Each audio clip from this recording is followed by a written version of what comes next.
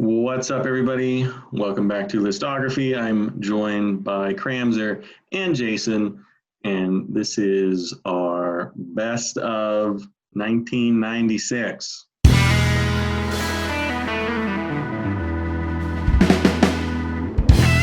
We're, deep in the 90s now. We're crossing the threshold.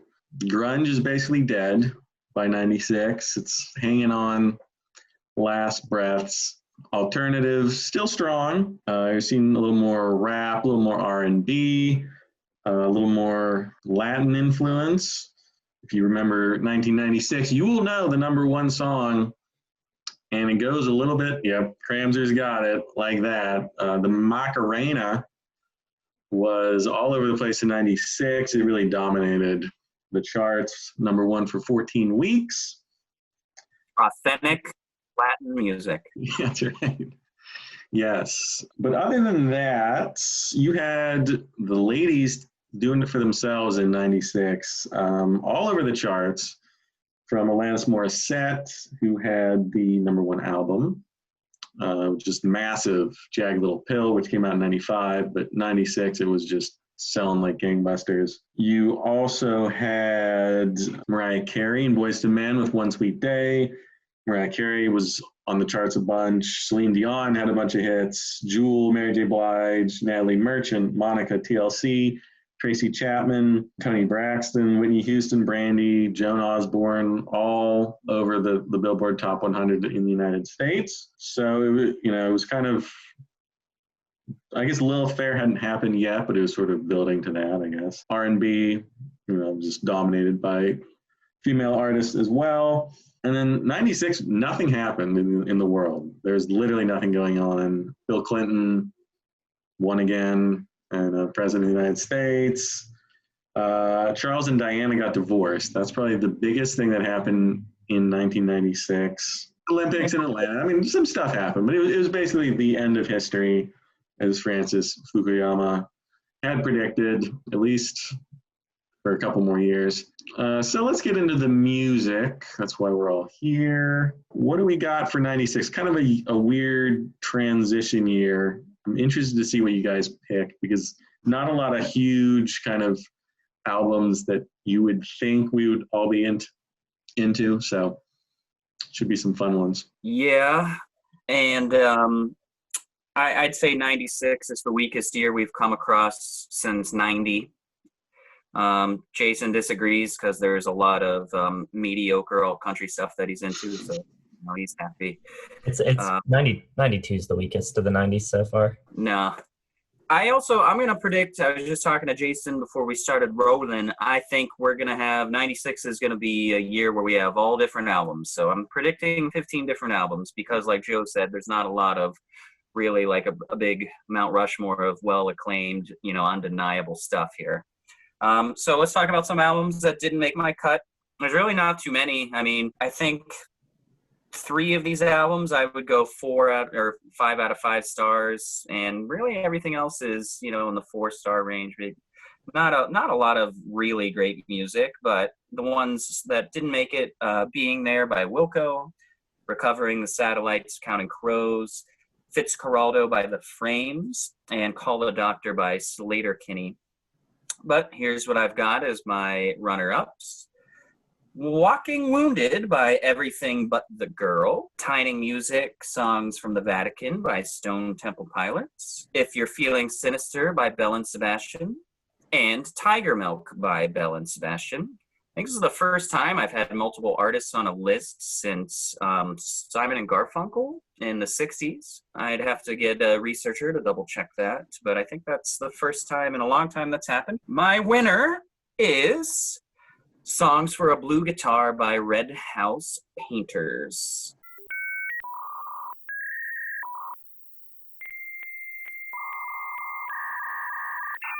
Really good slowcore.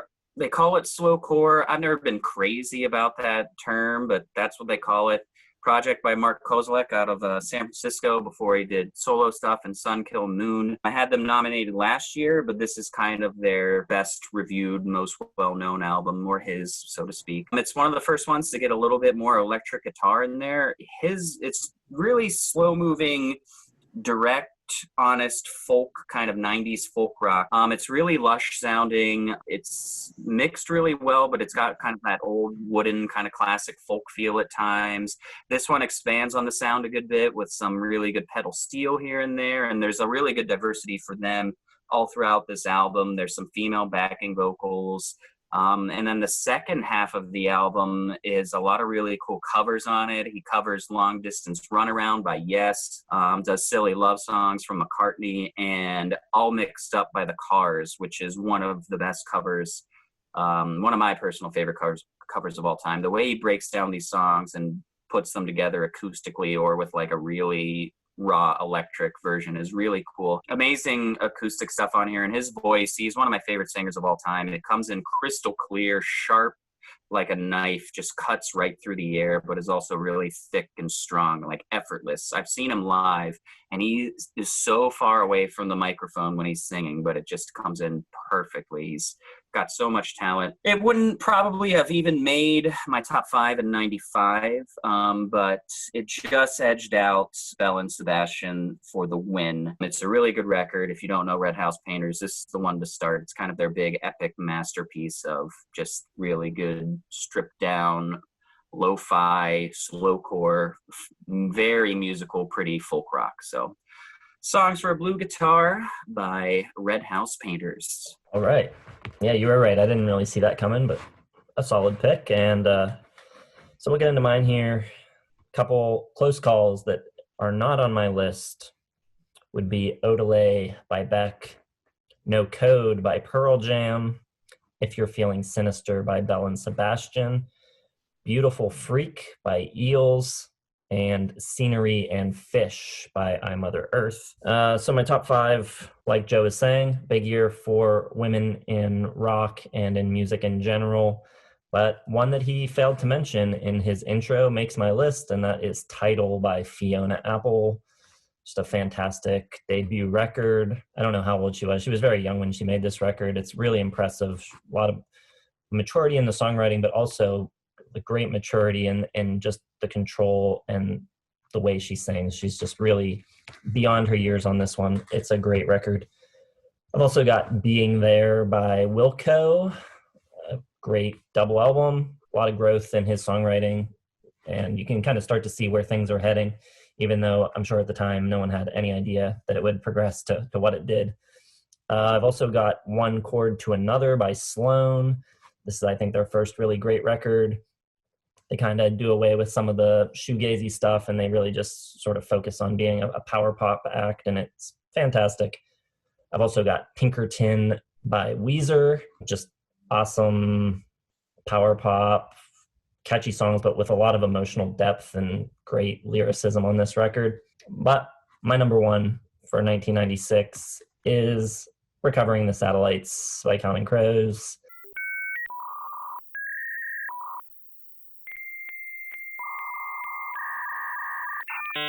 Like I said, I mean, they came very close in 93 for me. One of my favorite bands of the 90s. I think they're just great musicians and songwriters.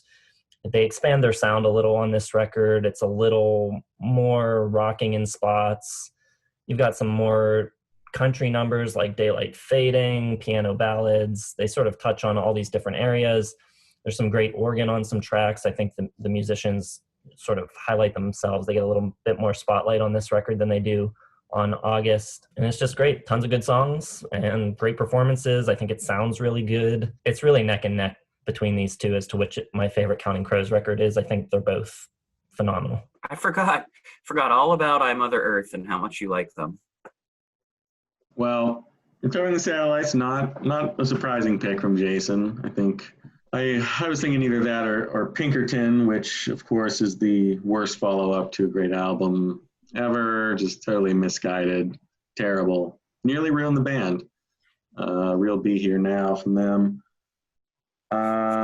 But no, it's not that bad. But my list, I didn't mention Fiona Apple, because she's on my list, Jason. Title, great album. Criminal, one of my all-time favorite 90s songs, just incredible, sort of the story it weaves. Lyrics are great. Just a great album. I also have Down on the Upside from Soundgarden, their last gasp. It's a little bit too long, a little bit, they self-produced it, so that's usually a bad sign.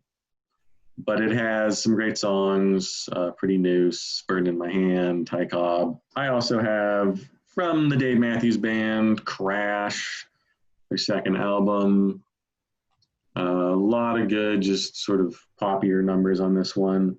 Less jammy than the first one. So it's a good album. This is a weak year for me.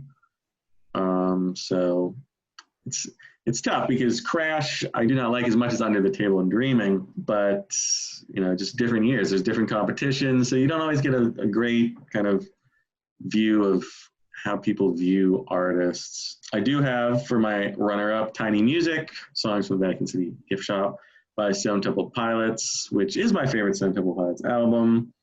They finally break through. But number one, I wore the shirt for a reason, because if you can see it, 1977, the debut from Ash.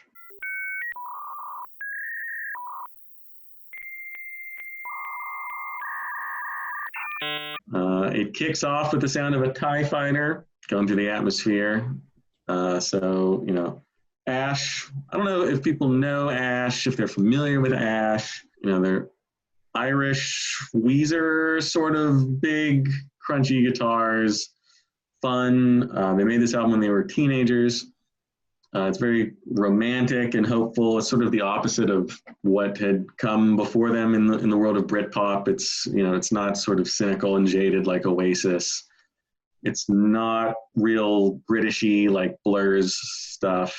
Sort of more American than British, but they have some sort of psychedelia in there, long guitar-driven jams, just very sharp pop songs. Oh Yeah, Goldfinger. Girl from Mars is probably the only one that Americans know because it was on Gilmore Girls soundtrack. I think it's really the only one on Spotify with any listens. But people are missing out if they do not know Ash. You're going to see them on my list a lot. One of my favorite bands of the 2000s. But they got their start in 96, and it was a perfect year for them to sort of rise to the top as underdogs and take the top spot. Just listen to them if you like, Weezer and power pop and big crunchy guitars.